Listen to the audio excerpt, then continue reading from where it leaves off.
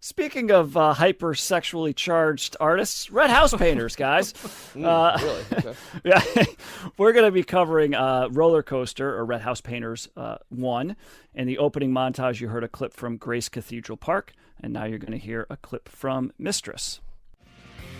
Your praise, little gifts, you spend your money and stuff you live.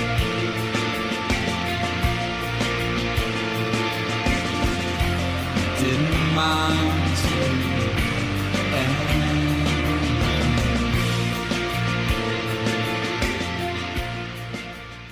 All right, so Red House Painters 1, or Roller Coaster, ranks number 113 in the 1990s on Best Ever Albums, number 9 in 1993, number 673 of all time. It is Red House Painters' highest rated album on Best Ever Albums. Did not make Rolling Stone's list, and Red House Painters is ranked number 313 of all time in Best Ever Albums. So this is the only time we are covering them. This is their second record. They have a total of 6. The last one was 2001's Old Ramon. And this roller coaster was released on May 24th, 1993. It's a double album, guys. It's not just one long album. This was a double album that the genres of Red House Painters include indie rock, folk rock, alternative rock, as well as slowcore and sadcore, which made me chuckle that those were actually genres. Slowcore's come up before somewhere. I can't remember. It has, yeah. Sadcore might be a new one. I don't know if we've done Sometimes sadcore, the show has been referred to as slowcore and sadcore, depending on the episode. a podcast genre. Maybe even shoegaze at times. So influences of Red House Painters include Paul Simon, Bob Dylan, John Denver, Nick Drake, Tim Buckley, Van Morrison, Nick Cave, REM, AC/DC, Cat Stevens, James Taylor, Neil Young, and Thin Lizzy.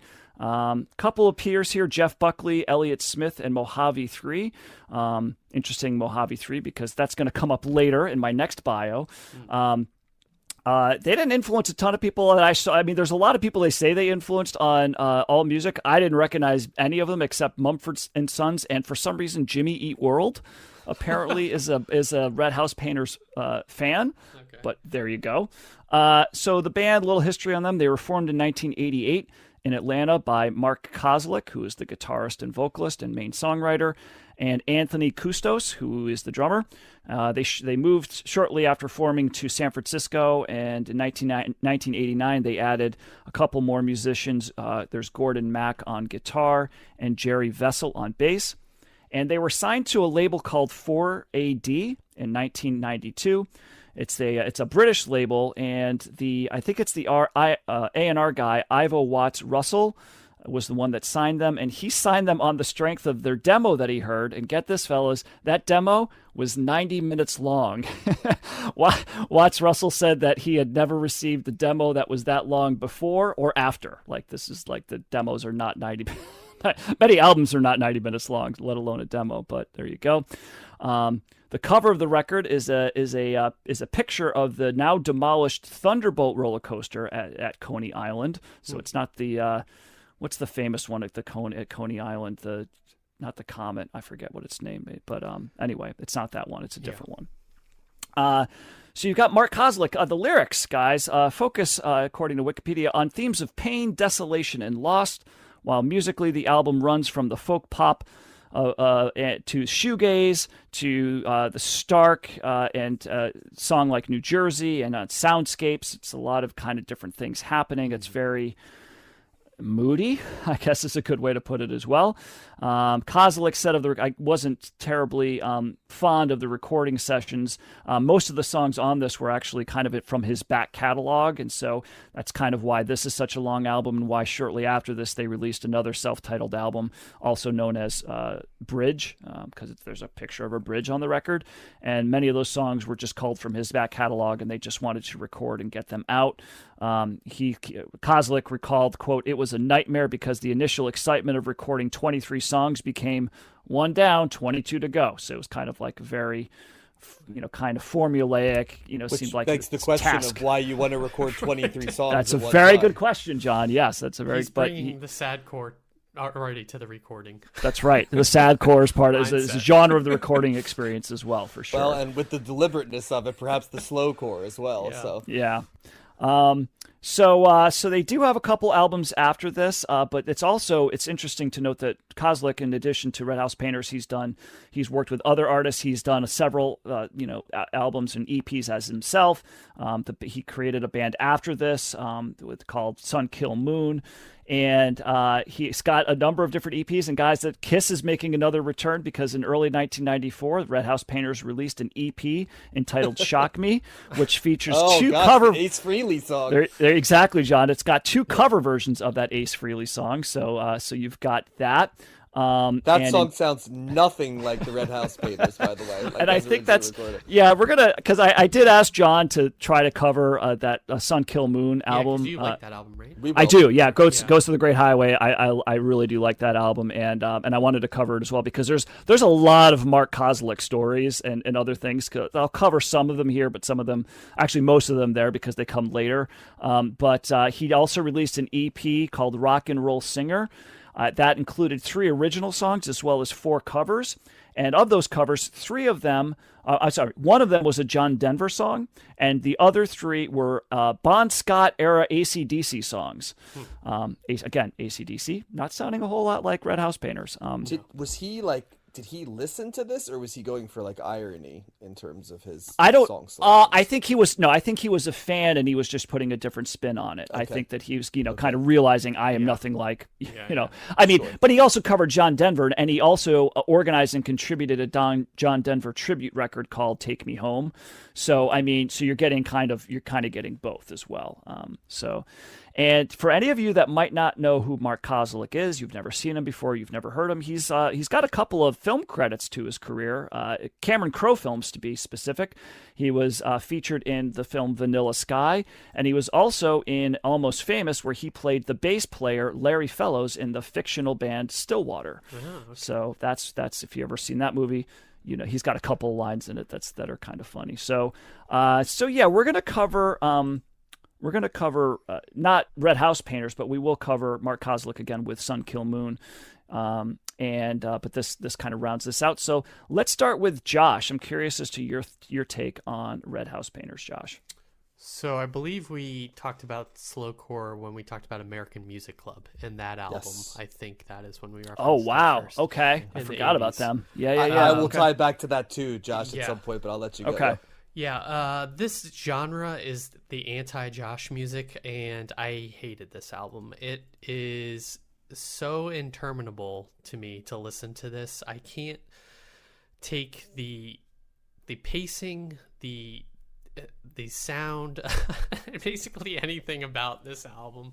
It is even more so than like dream pop, and maybe even more so than shoegaze. This is a type of music that I just feel is so uninteresting, sonically uninteresting, lyrically. I just cannot get on the wavelength of this type of album. I feel like all of the songs sound the same. There's no kind of variation. It's only him basically singing with the acoustic guitar. It did.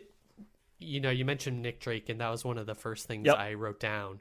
But I found Nick Drake kind of much more interesting. The Tim Buckley thing, too, I also noted.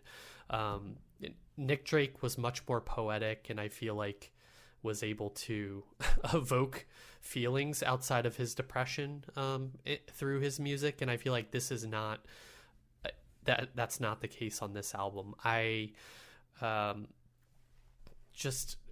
I don't really have a lot of good things to say about it. I don't like the minimal nature of the album, it being so subdued and kind of flat.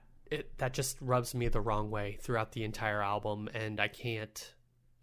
This is not what I want in my music ultimately. When I listen to music, and I have always wanted to say that I like kind of music that brings more energy, but there's other albums that are slower that I have enjoyed, and I struggle to get something out of this album or see kind of what is enjoyable about it.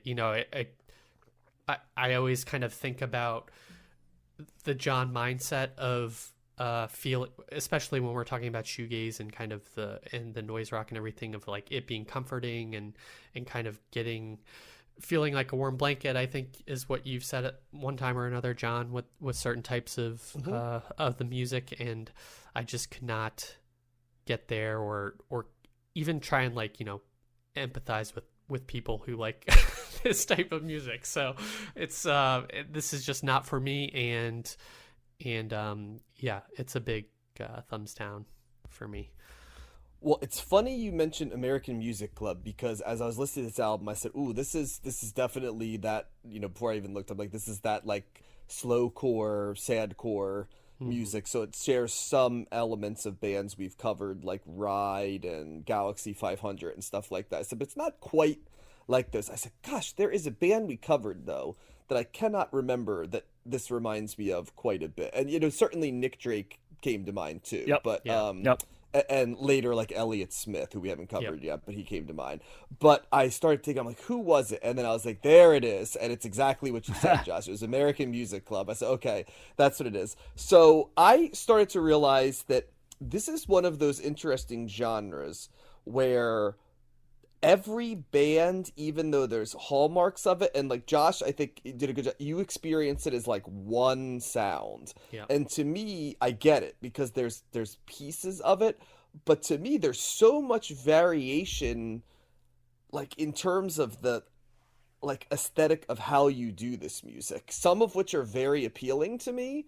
And like, for example, I really liked Galaxy 500's vibe and how it was. Yep. We haven't really done Mazzy Star yet, but they're another one that does this style of music in a way I really like. I like that Ride album, but then I was very lukewarm on the American Music Club album. And there's other folks, we haven't done like Codeine yet. I've always been kind of like lukewarm on them, and they're in there.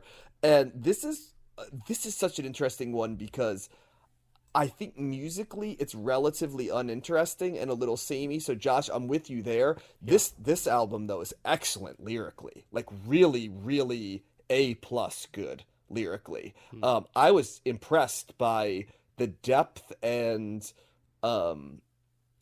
it's like verbose without being pompous. It really is. And I think that is where it most evoked feeling for me, is that I was reading the lyrics and I was like, for example, the song New Jersey is kind of like a really great Springsteen song, right? And it's funny that you write New Jersey because it's there. And throughout the song, I found the song's lyrics to be extremely deep. And that kind of took this up to a higher level mid for me. Yeah. I did think this album, this is a long genre to go an hour and 10 minutes. And it does not need that much. Like, I feel like the perfect amount of time for a sadcore, slowcore album is somewhere between 35 to 45 minutes is the thing. I also would just like to point out that there is no genre that is more hilarious in terms of people describing it than slowcore. And so, like, I just got to share a couple things that I got when I was doing some research here.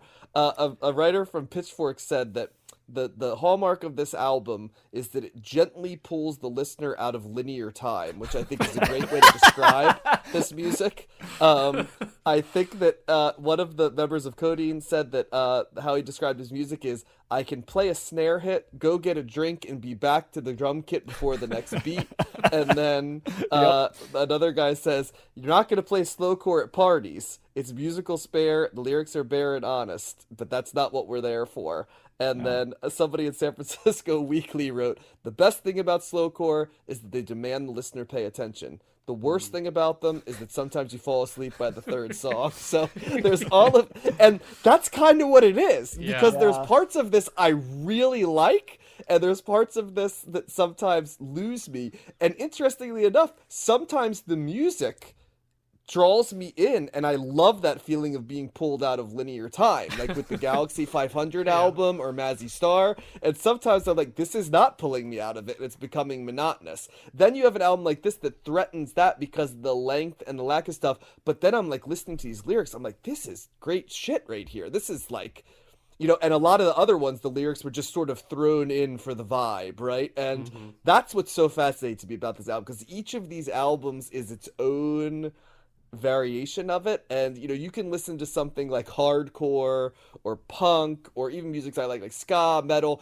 and it could kind of be like, okay, it's kind of the same thing, and what are we going to say? It's kind of like this, and I like this sound, or I don't like this sound, we're going to stay there. I love the fact that like each of these is like its own biography here, and some of them I come at from different angles, and this one is in the middle because musically it did entrance me a little bit, but it did wear on me a little bit and test my patience. But lyrically, it really was truly an A+ album, and it's hard for me not to recommend an album that has lyrics this good. And it does make me interested in other stuff that he did, especially if he varies the sound a little bit. So, and I don't have the barrier to this type of music that you do, Josh. And I'm gonna throw it to you, Matt, but I'm pretty sure you don't have the barrier to this type of music either. I don't know. And so my question, did you either of you guys hear of Red House Painters before?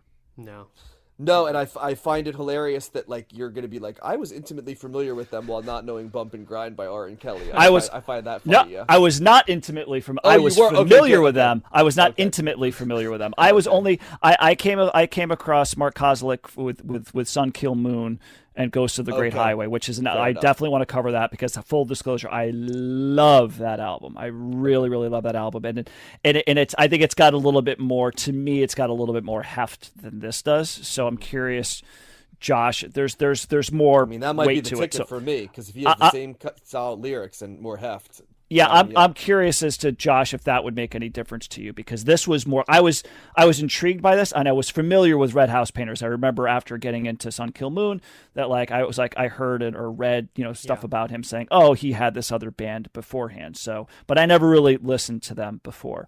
So I was really excited to listen to this record. And I knew that like a lot of places a lot of outlets said that this is the best album of all this. And Kozlik's got like over 30 records associated with him, right? He's just done a ton. He's very prolific,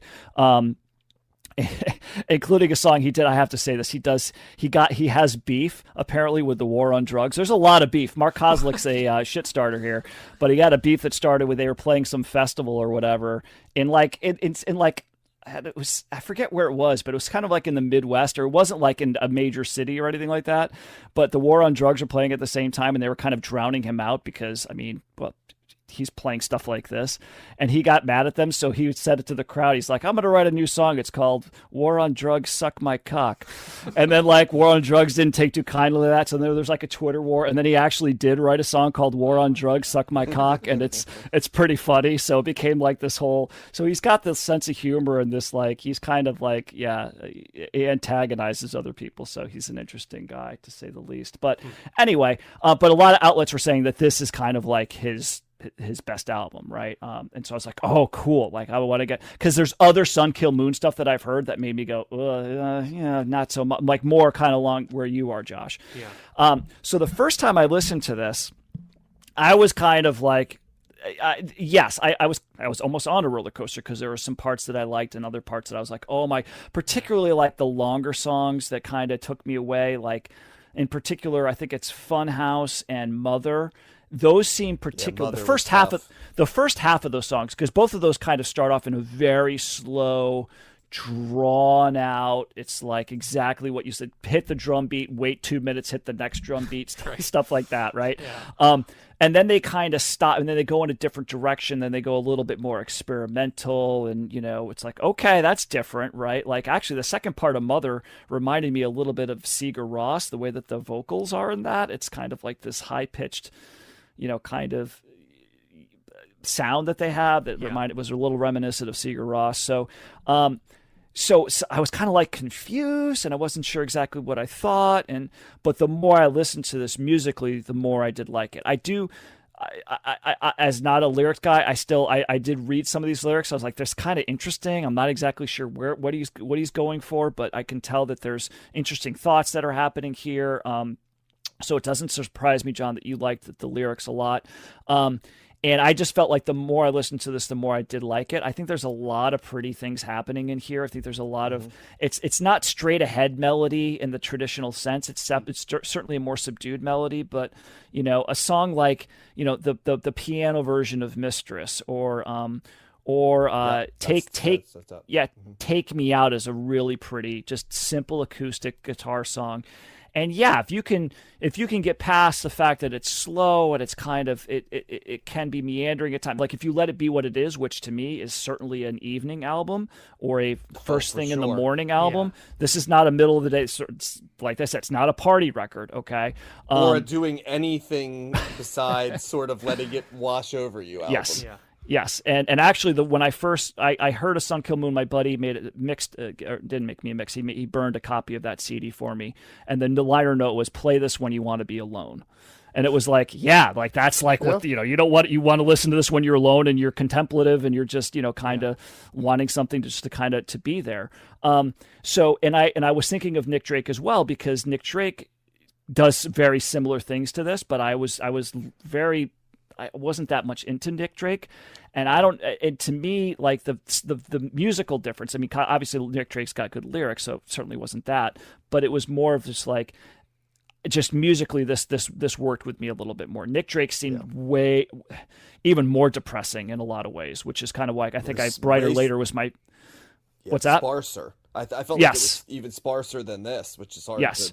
Because this still has a song like the not the piano version, but the regular version of Mistress, and it has Strawberry Hill. It's got songs that actually, I mean, there's a full band here. This is not just Mark Kozlik playing an acoustic guitar. There's 3 other members of this band, and they're sparsely used at times, but then there's times where they're used in a very full manner.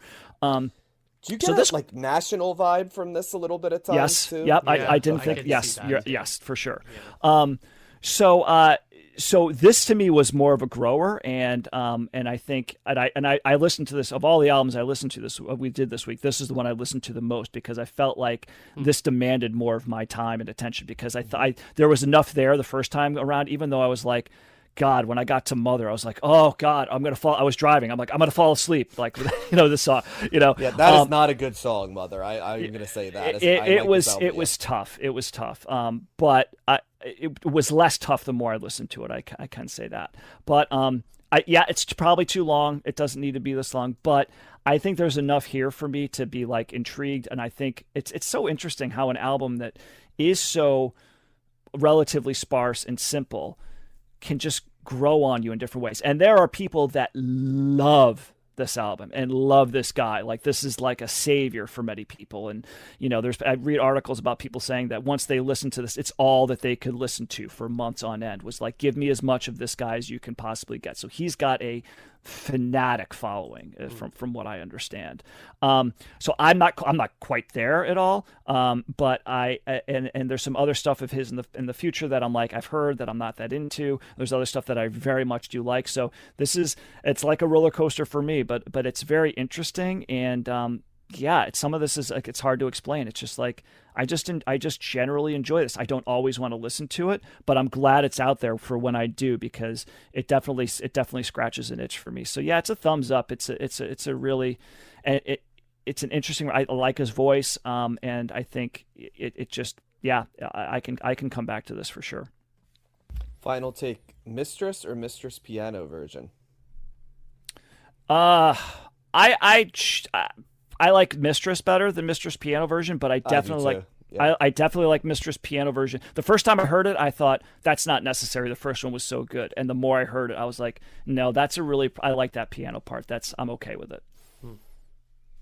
Yeah, I figured you guys would like this album more than me, so I'm glad you guys had some good things to say about it to counteract my negativity. Yeah, I was like, I don't know if Josh is going to get to this. Yeah, I'm glad John. I wasn't sure about John either, but I was glad. Yeah, that was, and I get what you're saying. Yeah, I can see how the lyrics would take you. Yeah. Well, and I like this sound. It's like musical Valium would be how I'd describe this, but in a good way, not in a bad way. So, right. Yeah. Yep. Nice.